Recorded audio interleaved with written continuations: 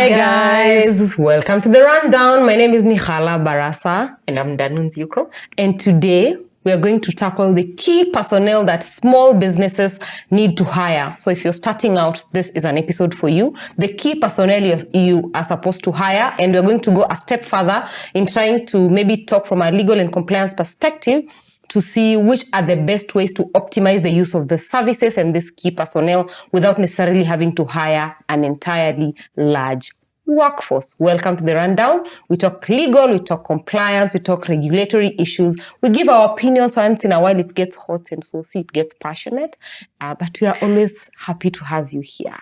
Thank you. Thanks for that introduction. You're super welcome. Wow, thanks. Niliwaambia lawyers. Nashinanga nikiwaambia, let us go, let us move.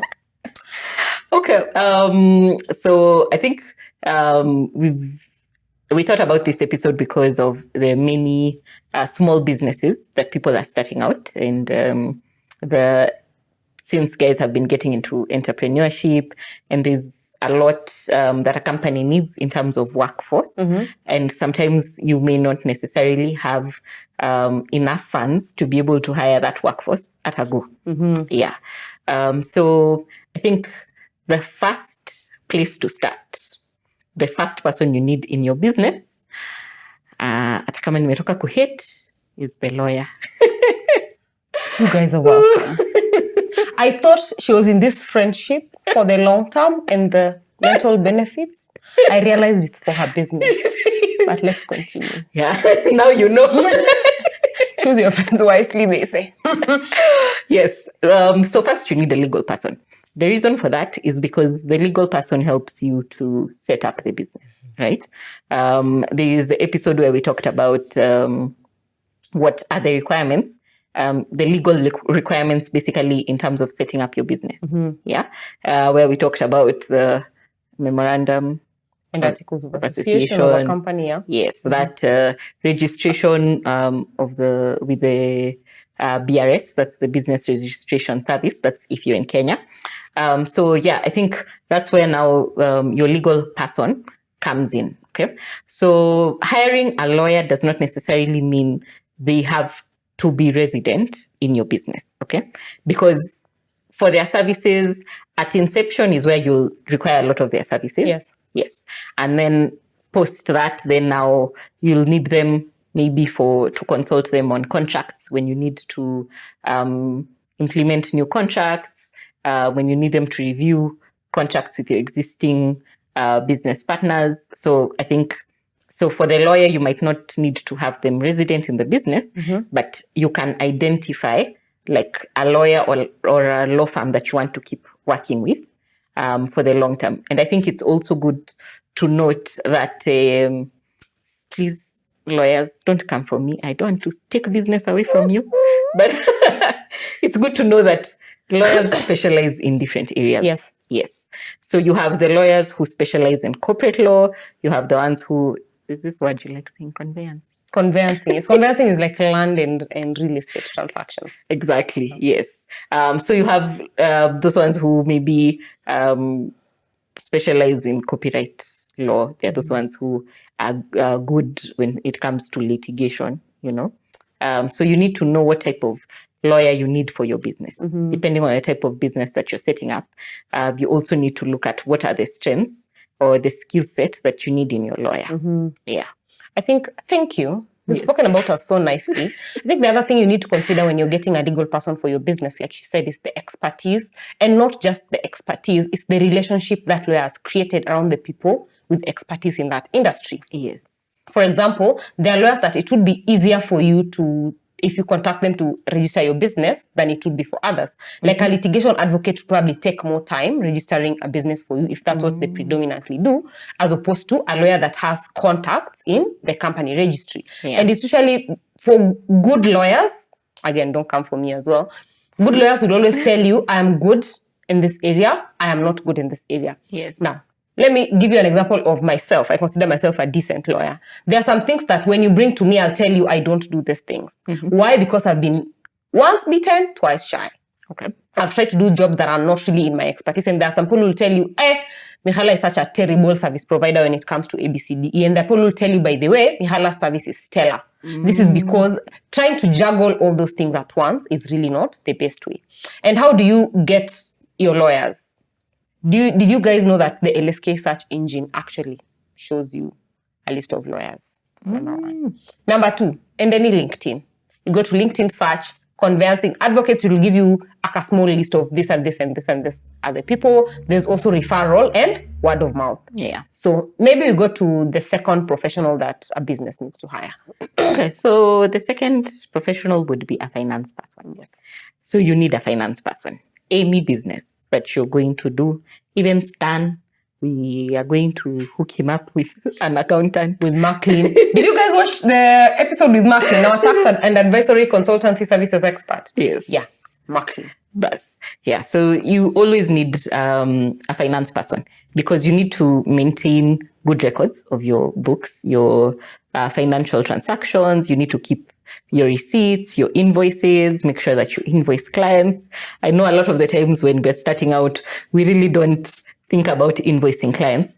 But when it comes to a point of debt management or what us in the risk profession call credit risk management, when you have a lot of people out there who are owing you money and you need to collect that cash, probably if you need to hire the services of a debt collector, how will they be able to enforce those debts if you've not been issuing out invoices? Yeah. And these are things that you will learn when you're working with a finance person. Okay. So for example, for smaller companies, like people who just run consultancy businesses, you see, for them, they don't need a lawyer working in the office. I mean, not a lawyer, finance person working in the office daily. So there are companies that are contracted, like accountants who have like a consultancy service where they do the books for various companies. Yeah. So with them, you basically give them the records of your transactions and they like do for you your books, your taxes, and make sure that you're compliant, especially with KRA. Yeah. I think that's also, very important. Sorry. I think also the other thing to consider around this issue is in the event that there are tax breaks or tax reliefs that you can be able to benefit from, it's harder for you. As a lawyer, let me tell you, tax inanipiganga chenga saa zingine. As a lawyer now, the best thing is to have an accountant and they'll tell you, you can get an exemption here, a relief there, you can structure your books in this and this way so that it's actually even easier for your business continuity. And as your business grows, you can be able to be tax compliant. And then also remember, once you establish a business, if it's a service providing business, you probably want to apply for tenders and whatnot. They'll ask for books of account. They'll ask for audited accounts once in a while. They'll ask for how you pay your tax. If you're struggling with all these things by yourself and you're not really conversant with tax regulations, then you can dig yourself a hole and probably not get any of the tenders. So that's the importance of having an accountant or a finance person. Yes, that's very important. Yeah. I think also besides just the tax compliance, one of the things that an accountant helps you with is managing your liquidity, your cash flow. Okay? And budgeting. Yes, and budgeting. So it's very important to have an accountant that you're working with because they help you to forecast what are your expenses for the business so that you're not eating everything. You know, exactly. You've made a deal for 10 million today. You've eaten all the 10 million. Exactly. Yet you have expenses running for the next few months that will come up to like 5M, but you haven't budgeted for those expenses. So that's also something that an accountant will help you figure out how you'll manage your cash flow, how you'll pay yourself. Because a lot of the times for small businesses, it's hard to separate the founder from the business. From the money, not even the business, the money. The founder has to hold all the money.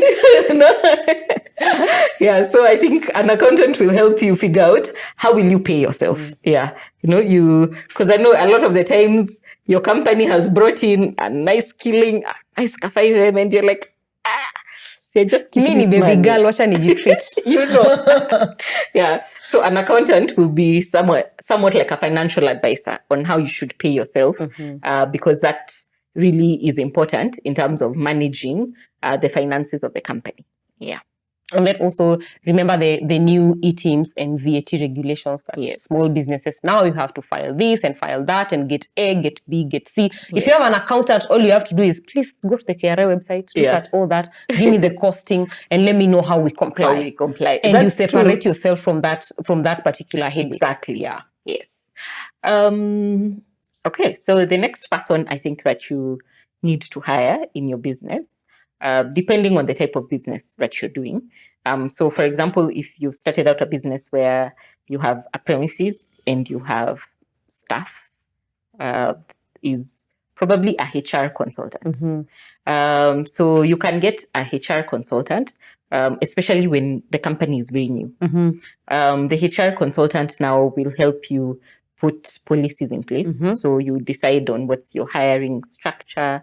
They'll help you figure out how will you pay these people, because they'll probably advise you in the market. If you're looking for a software developer, this is how much they're being paid, so they'll help you figure out how will you hire people. You get these are the people that you need immediately. Staffing needs. Exactly, yes. So, and these are the people that you can scope out for a longer period.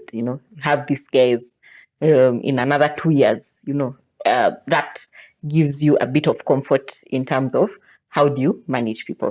And also, most or good HR consultants are also conversant with the Employment Act. Exactly. So they will give you advice on how to be compliant with the Employment Act. And trust me, when you're a small business, you don't want to be taken to the labor office. You do not. You do not. Yes. You do not. Yeah. So I think a HR consultant is someone that you need. And with the HR consultant and the lawyer, they can be able to come up with company policies, just the standard ones, like the code of ethics. Probably the accountant can be able to come up with a finance policy that can guide expenditure and things like that.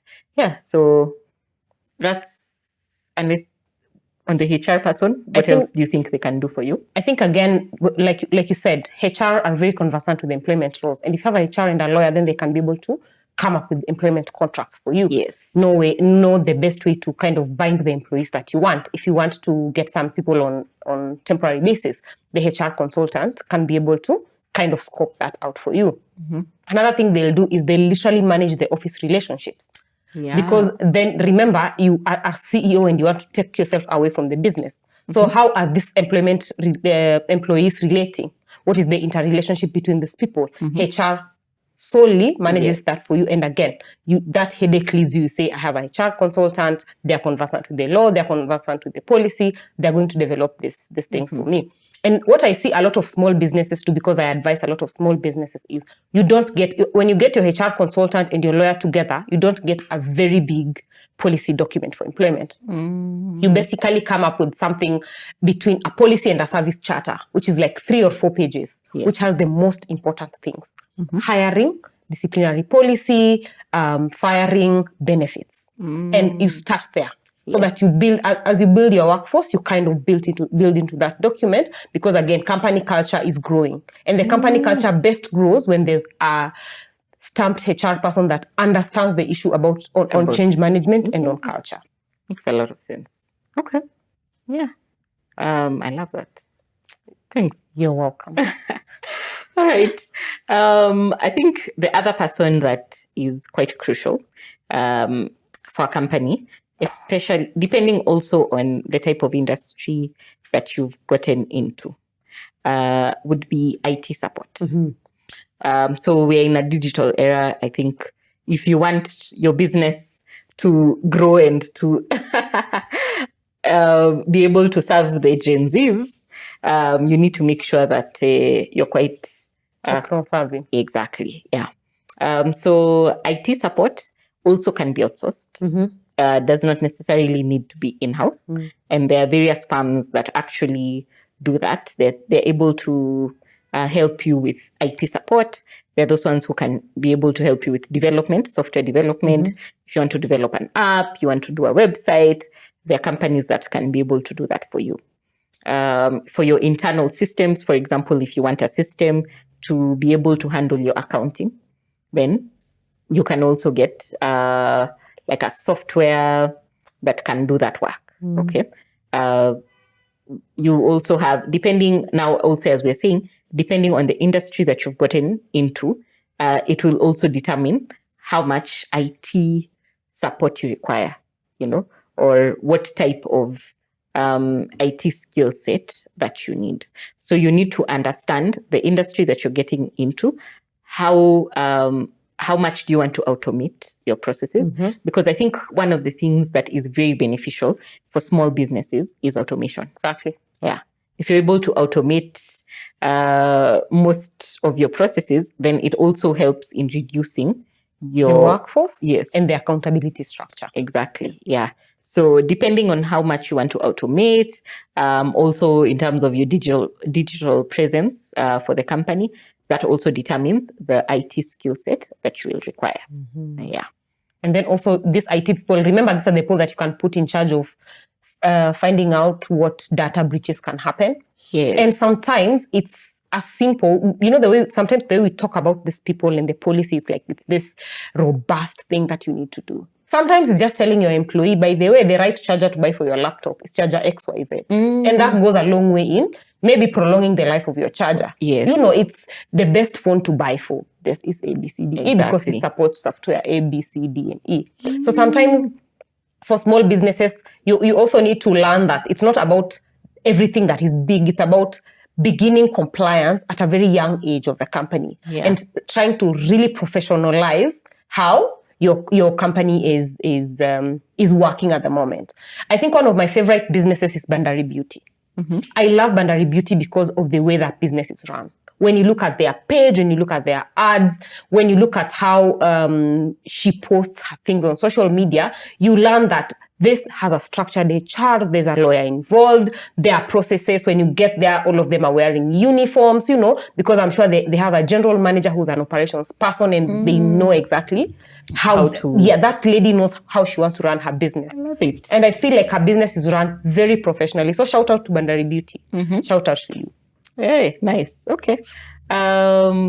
So you've talked about also data breaches. I think something also to mention is cybersecurity. That's also a very big thing right now. You need to make sure that you have the good controls when it comes to cybersecurity, because if you haven't safeguarded your data and you don't have enough controls around your protecting of your IT infrastructure, then that you're open to hackers, and that's story for another day. Malware. Yes. Yeah, that's normally a very huge risk for a lot of companies right now, especially companies that handle a lot of data, because now you have the hackers who ask for ransomware. Yes. Yeah. So you have those guys who can come and take control of your data and request for ransom. Oh, not request, demand. And demand for and threaten to release your data to the unsuspecting world. Yes. So I think that's very important to think about. What kind of data are you going to handle, or what kind of data are you going to be collecting from your clients? Then that will inform the kind of skill set that you want, especially around cybersecurity. Yeah. I think another role maybe we need to look at is admin. Yes. General admin. And for smart businesses, they band admin and customer care in one person. So just the person that will be picking your calls, talking to your customer, receiving your orders. And if you run an office, the person that will be sitting at the front desk. Yes. Now I'll tell you something very interesting about how I started my job. So when I was very new, I used to work in a small law firm in Mumias. We had a receptionist, but all that receptionist used to do was typing. So everything else, like receiving visitors, leading them to the boss's office, sometimes even serving tea, I used to do some of that work. And when I came to profs in Nairobi, in my head I thought that's what legal interns do. So I would like bring tea and try and run the front office admin, and people would look at me in the office like, what's wrong with you? This is not really what you're supposed to do. Yes. So admin is really important in the sense of just giving the office a face, giving the customers a certain voice, like just basically just making the business a little bit, quote unquote, palatable in the eyes of whoever is coming in. That actually makes sense, because a lot of times when the company doesn't have good admin, internally you find an office has not been cleaned. Who is responsible for it? Like, who is supposed to make sure that it was cleaned? Simple things that shouldn't be a problem then actually turn out to be a very big issue. But when you have a good admin person who is making sure that there's tea in the office, there's drinking water, there's newspapers every day if you like newspapers. Yeah, okay. I don't Gen Z's care, but yes, that's basically what the admin person will be doing for you, making sure that your office is running efficiently. Okay. Yeah. And I think as you talk about cybersecurity and an IT person, I think in this day and age, a lot of businesses are being run on social media. Yes. So I think one of the nice to haves is someone that is social media savvy. Yes. So it's doesn't really necessarily need to be a social media expert, but the way some of those Instagram pages are running their businesses, really they've moved from we're trying to make sales to full-on content creation. Look at pages like One He Styles. The other page is called, what is the page that this? Tuvai 254. Yes. Basically, what these pages do is they create content that is very eye-catching. That tells you this business has a very present social media team that invests in research for what actually amplifies views on social media for them to be able to kind of make their sales. Yeah. So it's a nice to have, but depending on the nature of business and where you're running your business, it would be probably beneficial to kind of have someone that is social media savvy, depending on the business that you're running. Makes a lot of sense. Okay. I think on social media I am. You uko nje? Yeah. But I'm learning. She's learning. By the way, she's trying. She's posted 2 pictures this year. That's a lot. She's not posted a picture in the past 5 years. Oh my God. So just go and check her page. Like, I'm not... check her page. Check her page. Being brought down by your own lawyer. check her page. Guys. The evidence is there. The evidence is there. I normally repost when you tag me. Are those main page posts? Anyway, moving on to... I'm not roasting Danu. I'm just like stating facts. Yeah. It's okay. We shall catch her. You should. So I think maybe we move on to how small businesses can optimize the use of their services without necessarily having to hire a big workforce. And before we sat here to kind of have this conversation, we were trying to get the differences between who an independent contractor is and who a consultant is. Yeah. So you can either hire an independent contractor or a consultant. Now, my understanding of these two people is an independent contractor generally is kind of like the executioner. Someone that will come and execute that which you already want to be done. They might have a skill set and they might have some sort of expertise, but an independent contractor, you're contracting them to come and complete the tenets of a contract. A consultant, on the other hand, it's kind of like a helicopter that might, like the people that do for you strategy. So they consult based off of, they're kind of like a higher skill that consult and come up with probably the KPIs and the strategy and what needs to be executed for the independent contractor to do. Yes, that makes sense. Because a lot of the times, a consultant, you're hiring them for their expertise. So consultants many times come in for a short period. They give you like guidance on how to do something, or they give you like a framework. Okay, let me just use data protection again. We understand. ODPC, Miss Honorable Kasait, do you have a job for Dan? Oh my God. Anyway, so for example, if you have a legal or a compliance expert in the area of data protection, okay, so you hire the compliance consultant. They come in, they create for you a framework that will help you to be compliant with the laws and the regulations around data protection. So for example, they tell you, so you need a data privacy policy, you need, they set a framework for you. So you need 1, 2, 3, you need to do an impact assessment, you need to this, okay? So once they set out for you that framework, you can have the consultant help the company in terms of the implementation of it. Or now you can now have your team now implement the recommendations of that consultant. Okay. That's where now, for example, you can get now the independent contractors. So for example, if one of the recommendations was to improve on the cybersecurity controls. So you'll bring in an independent contractor who is now a cybersecurity specialist, who now can come in and now help you in terms of firewall, in terms of encryption and things like that. But so that now is where the independent contractor will come in, because the independent contractor is someone that you don't want to put them on payroll per se, but you need their services to implement some work for a specific period of time again. Yes. Yeah. So that's where you find a lot of companies hire developers maybe for 6 months because they need a software developer or an app developer to come in and develop something or a solution, and then they leave. Okay. Yes. And the reason why I like that you took the analogy of the Data Protection Act, because it's something that she deeply understands. If you have any data protection work, this is a shameless plug. Go into her DM. Like, she understands data protection like the back of her hand. Thank you. Now, things that you might be wondering, and if you want, please wonder now. So one of the things that you might be wondering is why we are recommending an independent contractor as opposed to a fixed term contract. Yes. You see, the beauty of an independent contractor is you don't have to pay their taxes. You don't have to pay for them if it's Kenya. You don't have to pay housing levy for them when that comes into. You don't have to pay NHIF. You don't have to pay NSSF. Yes. So that's why many people want to go the independent contractor route as opposed to putting them in active employment. Yeah. But if you want to put someone on active employment, then how do you do it? If you're willing to go the extra mile and deal with their taxes because you have an accountant, then you can do a fixed term contract. Fixed term contracts run for short periods of time. It can be 1 year, it can be 2 years, it can be 10 years, whatever time you want to fix it on.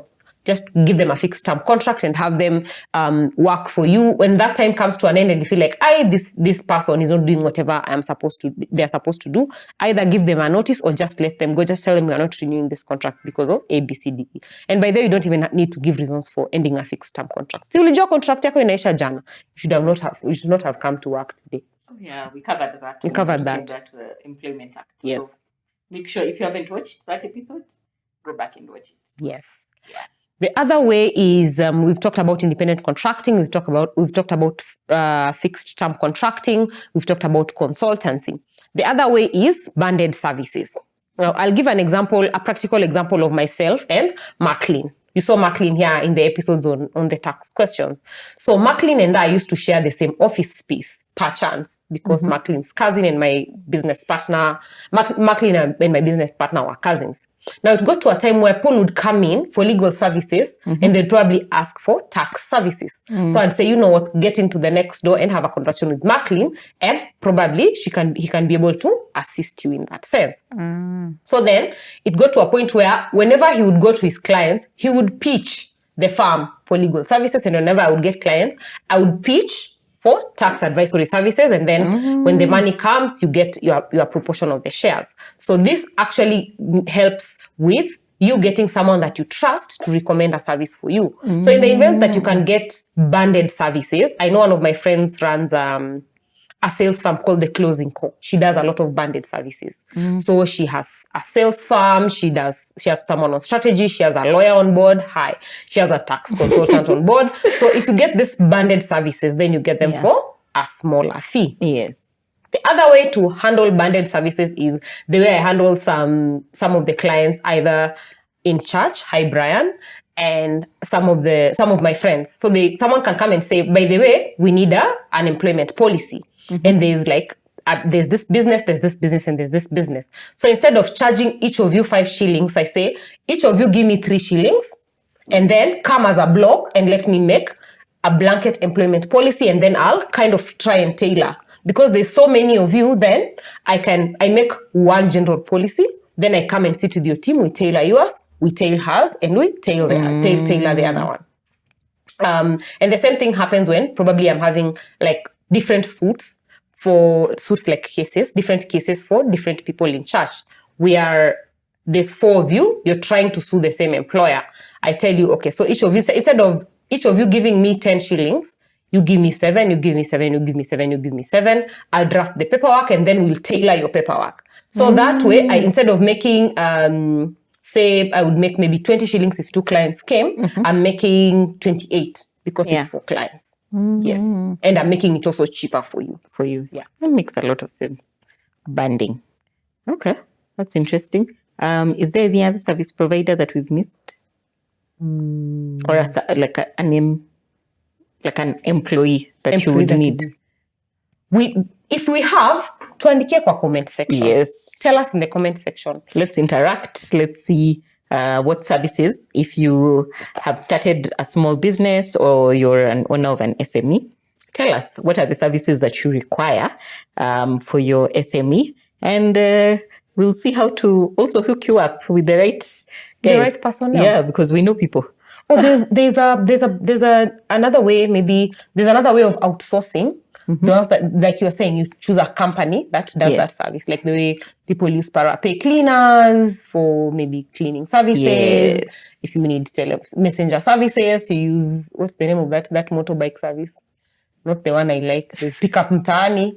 You can use, you can pick these companies and kind of like just use them. And the beauty of these cleaning companies, like the people put different watchmen on their door, is because you don't even carry the risk of paying them. As long as you've paid for your contract and you finished, and when they sue someone for employment issues, they don't sue you. You just say, yeah, I used to see that person in my office. I'm not even sure if they are what they were doing, but I think they must have been a cleaner because I saw them with the uniform.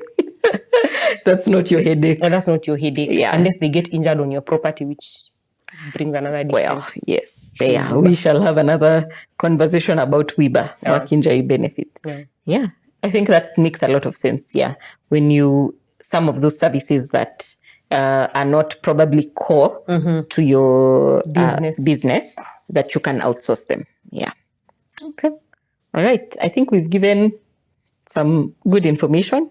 Yeah, me as well. Yes, so we are looking forward to hearing from you to what services you need for your SME and how are you handling it. Yeah.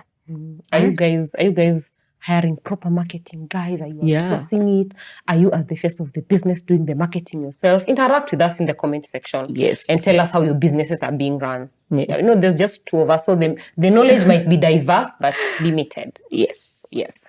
All right, thank you. We've had fun. Please subscribe to our channel. Tell a friend to tell a friend. Yes. Follow us on social media. Yes. The Rundown KE on Instagram. The Rundown KE on YouTube. We are trying to get on the other platforms. Yes. You will just see us there. We will be present. Yeah. My Instagram handle is Mihala_Barasa. And mine is Ndanunzioko.